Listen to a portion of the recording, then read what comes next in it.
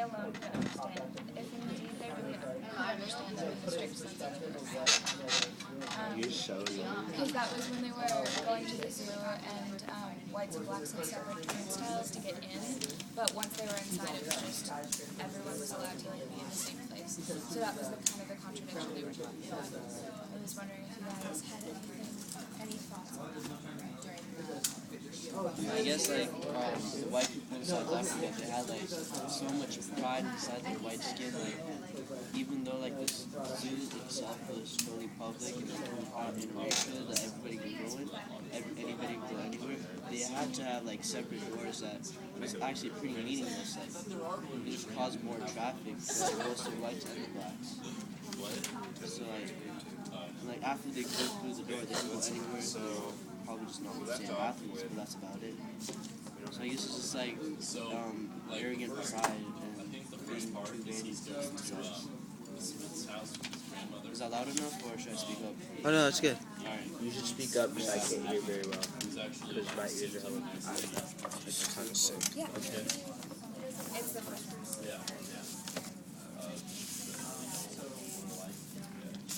Isn't this like the first like people that agree? Like, besides the that's not really like. Sorry. I was wondering this zoo, and there's like they like split them apart even though they don't have to, even though they just mingle together once they're in the zoo. I don't have anything to say about this. I was also thinking, like, what other contradictions do you think that, like, whites have demonstrated in Capitol or, like, during any of the other readings that During the other readings, yeah, like any of the other ones that you read. do you think there's other contradictions that like we've read about that doesn't have to do with like blacks and whites, like maybe I don't know. Is there other like between other groups of people? I don't know, I was like, areas of risk. I guess another contradiction would be, wait, do you guys say something? No. Would be like the black police going against the black people. Oh yeah, in That one The movie. carrier volunteer.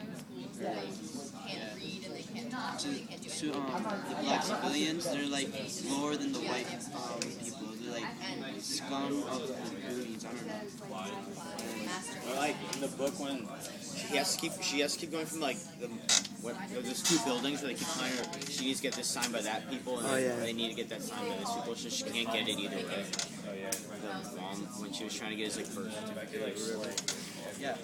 Just kind of to make things impossible. I think it's just like that. Do you have anything to say yet? And I was thinking, like, another contradiction was in, like, the abandoned years, like, we read when they said, like, that life doesn't really seem to matter to the black South as much as the Africans, which, like, we were talking about yesterday, the kind of contradiction between like, everything that was done to the black South Africans wasn't a contrary to their life. Can we do both of the parts? I don't know. Well, the other one I have is on page 2, and it's, I remained silent, wondering whether I had understood the enormity of my plan of stand on the steps of a white bus, where the poor white passengers going to die as a result. What page is that? 200. I think it was like when Johannes was waiting for his grandma when she went to store some bus change, but then he was reading his comics and then a bus came up. He was tuned to his comics that he didn't even notice that it was a white bus. The guy just started screaming at him, and then his grandma had to wipe the stairs with her dress. That just shows how like the game where the Yeah. Like another contradiction. Bring back that question earlier because in the Bell quiz there's that quote that said they had no regard for human, that black people have no regard for human life. When like this is like kind of an example where they're like making her basically like clean it with her like dress, and it's like they think like black people are like just so like low. yeah, she's They like an old woman too. It's not like she's an ugly girl. Yeah. Okay, Maaz, do you have a quote? Yeah. My one's on page 184. Because since I started working for them a year ago, I've been telling what smart grandson I have.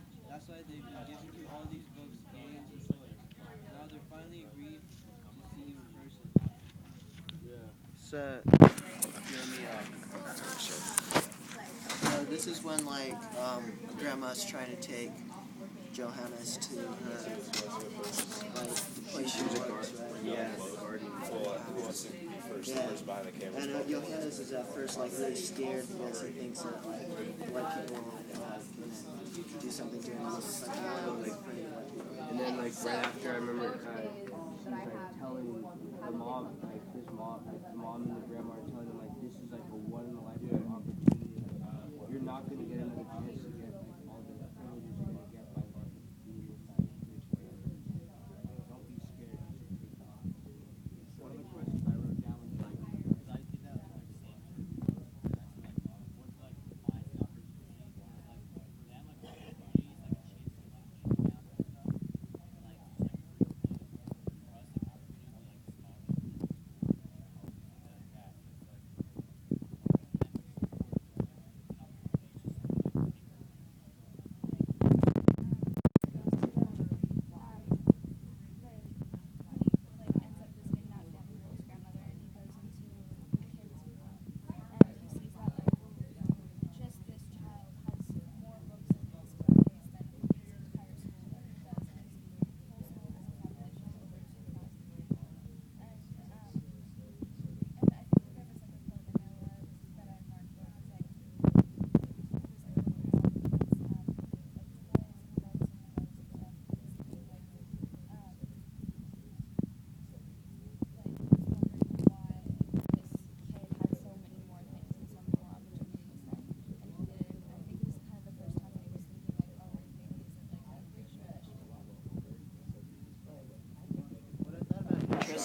To that trip was that the mom was really just so much music. kind of aware that blacks were just people and really have a bad lot.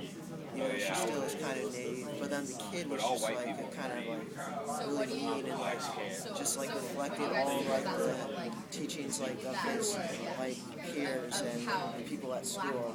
So I was just wondering what the impact of peers have over how people think.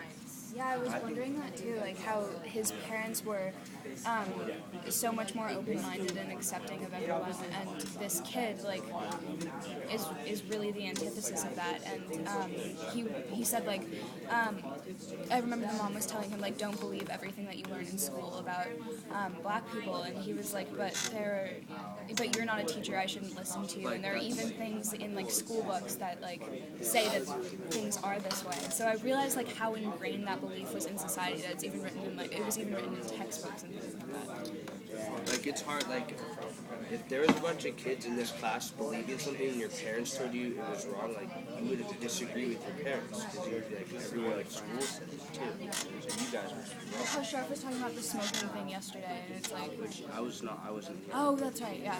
But she was talking about how if your friend stops smoking, it's more likely to make you stop smoking rather than scare tactics or your parents or anything like that. That's true. That's definitely true. I thought it was funny when he said the thing about the textbook. He was just yeah, but they wrote the textbook. People that are racist wrote the textbook, so it just shows you can't really trust other contradiction. Yeah, it's another contradiction. You can't trust everything that. I have something to add on. When I was writing down this quote, I also thought about how the Mrs. Smith, she was from England, and she saw how the black people were being treated unjust and stuff.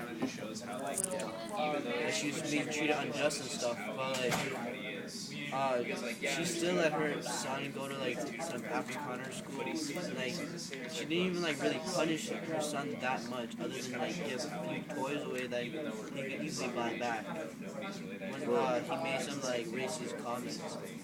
What do you expect to see? What? Like, what do you expect? What would you She want? was from England, so she knows like Well, black, Yeah, but like, black people and white people have like inequality or something. I'm pretty sure black equality was a bit different. there back in the day. But if it wasn't, then I'm wrong. she definitely really spoils her child. Right? She's definitely spoiled. That kid's definitely really spoiled, and she probably is never really like reprimanding him. But she just like seemed like he had all like his toys and his, all his like assets. So I don't think she would do something like that. I think deep down, like Mrs. Smith, even though she thinks it's wrong, deep down she thinks like it's the right thing to do for her to have a better life. Because like if she didn't think this was right, she would have like a protest or something. But right now she's just like saying, "Oh no, this is bad. We shouldn't do this." But all in all, she's still doing it. Yeah. I was just doing that. Yeah. Henry, you have a quote? Well, my quote's already pretty much got said. I have a quote. What are you gonna do? Like this is like a different topic. Like, do you remember when on 206 when the dad finds his money in his pocket? Yeah. Like I could have had you arrested. And Oh yeah, I have that quote. it's my damn money. I have use for it. Like, I don't know why the dad like You could get so in the much situation their family's in. Why is the dad acting this way? Like, Yeah. Because I understand that, like, it's his unhappiness with his situation that's making him drink and gamble and things like that. But it's like they really need everything they can get. So it's kind of like it's hard to believe that he would do that. I think his dad was like being all angry with his son to cover up the embarrassment that he had to come like beg to his son for money. It's like Yeah. that would be pretty embarrassing if like you had to beg your like It's like a 12-year-old blow son to for his like pride. 30 cents. Yeah. And he has like all this like tribal pride and stuff. so I was gonna. And like he says right here, he says, "I'm still the man around here. I call the shots. Either you give me the money or leave my house right this minute." So it's kind of like him trying to take back his like role. I think he's kind of really helping us. And it's He has all these grandmother tribal talking customs to the and kid, everything. and it's Like, just like everything's shut up, you black him. He has nothing to like fall back on. Last class we were talking about how So the quote is, shut up, you black him. Shut up before I make you. You're always doing things you shouldn't be doing. That's your nature, and you know it. You can't get away with it. yeah, that's like important. Like yeah, and I think the dad's like losing that. Yeah, he does. I think like I think deep down the dad like he really wants to help, but he just has this like problem in gambling and stuff. I think that's happened to like everybody that's the ghettos, like Alexandra and stuff like that. Because like their work is so miserable. Like in previous readings, it said like how these little boys and like was like sipping on like lemonade or like whiskey, like little boys as old as Johannes, like telling the dads and the men of Alexandra like, go work faster and like you're not doing it strong enough, while they like sitting back on like a recliner chair. Like it pisses them off, so like they have to like you can't take their stress off on the white people, or else they'll be like executed or arrested or tortured, you know. So I guess I think the same thing's happening to Johannes' dad, but he's just gambling and drinking because of all the stress and because of his hatred for the white people because of his job. He just can't accept like schooling and Christianity and stuff like that. He has to go back to his customs because he thinks that's like the true black way. Do you think he has like too much like self-pride to give up his ways and admit? Like, I feel like he has too much like pride to like admit that he's wrong and he needs to change. Like he would rather like ruin his life and like admit to his like wife that he's like abused her and his like son that he's like hasn't been a good father. Yeah, that's what I was thinking. So like, that's like the power of ignorance, and I was just thinking like, how does like learning open you up to like new change and make you realize what you have to do to survive. Because the dad is so ignorant and set in his ways that he's not going to change. But Johannes has like education that's opening up his world and giving him an outlet. It's kind of like he's almost like you consider him like insane, because like people like the definition of insane is like doing something like the same over and over, expecting like different results. And he's not like in the time that like what's going on like with his family and his situation and stuff, trying to hold on to everything that he has when when it's like shown that it won't work. It's not going to get nowhere like doing the same things that he's been doing. And I think it's gotten so bad at this point that he's like becoming hopeless for him and his family. Yeah, I mean, I got the part. Well, this quote comes from like when he went on the white bus accidentally, but it's basically when his grandma says, "It might be a matter of life and death," and he still wouldn't. Even blind people know which is which. And they're talking about that phone book or whatever, and how like no matter what, you never break the laws of apartheid. Because like you're basically like owned by the white people.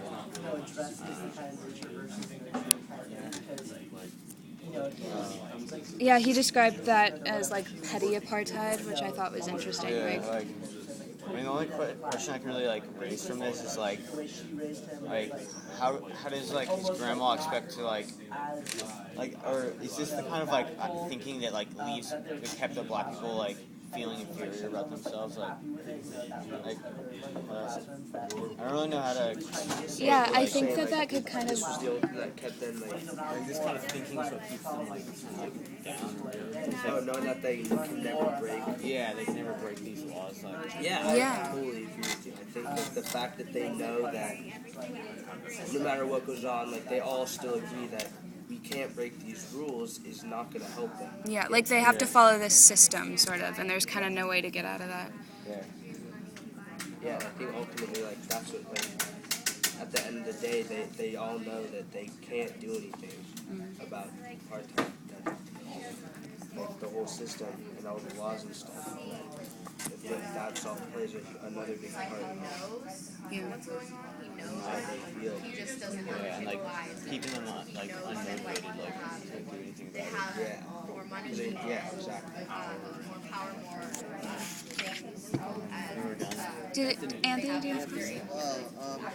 So I had a quote. It soon became evident that the reason my father lived for the moment was because he was terrified of the future.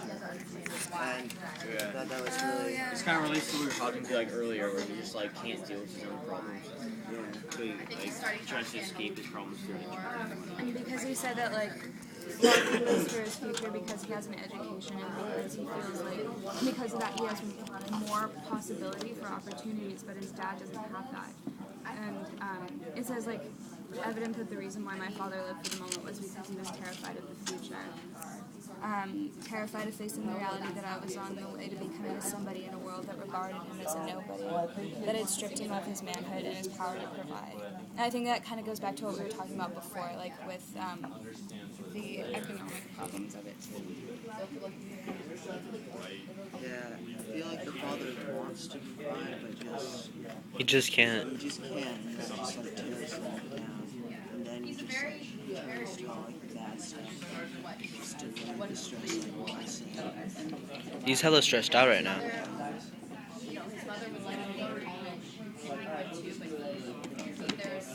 Anything else? Are we good?